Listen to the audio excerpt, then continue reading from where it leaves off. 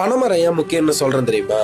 குருத்து சீவி கல் எடுப்போம், சுண்ணாம்பு தடவி பதனி எடுப்போம், பதனியை காய்ச்சி கருப்பட்டி எடுப்போம், கருப்பட்டியை நொறுக்கி நாட்டு சர்க்கரை எடுப்போம், காஞ்ச ஓலையை வச்சு கூரை கட்டுவோம், வேலி கட்டுவோம், பச்சை ஓலையை வச்சு விசிறி மட்டை செய்வோம், பச்சை மொளையை பதப்படுத்தி ஓலைச்சுவடி செய்வோம், பச்சை மட்டையை வச்சு கார்த்தி சுத்துவோம், காஞ்ச கூக்கான வச்சு கார்த்தி கட்டுவோம், காஞ்ச மட்டையை வச்சு விறகரிப்போம், கோடை காலம் வந்தா நொங்கு திம்போம், முத்தன நொங்க பனம்பழத்துக்கு விட்டுருவோம், விழுந்த பனம்பழத்தை சுட்டு சாப்பிடுவோம், மீந்த பனம்பழத்தை கிழங்குக்கு போடுவோம், தோண்டன கிழங்கு அவிச்சு சாப்பிடுவோம், அடுக்கண கிழங்குல கொட்டையை உடைச்சு சாப்பிடுவோம், நீந்த கிழங்கு அடுத்த தலைமுறைக்கு ஒரு பனங்கண்ணை நட்டுட்டு போயிட்டே இருப்போம், விழுந்த மரத்தை தலவாளத்துல பொலந்து கட்டுவோம், எழுந்த மரத்தை விளக்கேத்தி கும்பிடுவோம், வளர்ந்த மரத்தை தாய் தெய்வமா வணங்கின கூட்டண்டாயினாங்க. படகு கூட பனைமரத்திலேயே செஞ்சவங்கடா நாங்க. சேர மன்னர் குடிச்சின்னமா பனைமரம் தான் இருந்திருக்கு. பனம்பூவை பல மன்னர்கள் தன்னுடைய கழுத்துல மாலையா போட்டு இருந்திருக்காங்க. இதெல்லாம் தாண்டி கடும் வறட்சியை தாங்கி தானும் வாழ்ந்து தன் மக்களையும் வாழ வைக்கிற தமிழருடைய தலைமரம். அது மட்டும் இல்லாம பல கோயில்களுக்கு இன்னமும் பனைமரம் தான் தலைமரமா இருக்கு. இவ்வளவு தாண்டி பனையபுரம், பனஞ்சேரி, பனந்தோப்பு இது போல ஊர் பேரையும் பனையோட சேர்த்து வச்சிருக்காங்கன்னா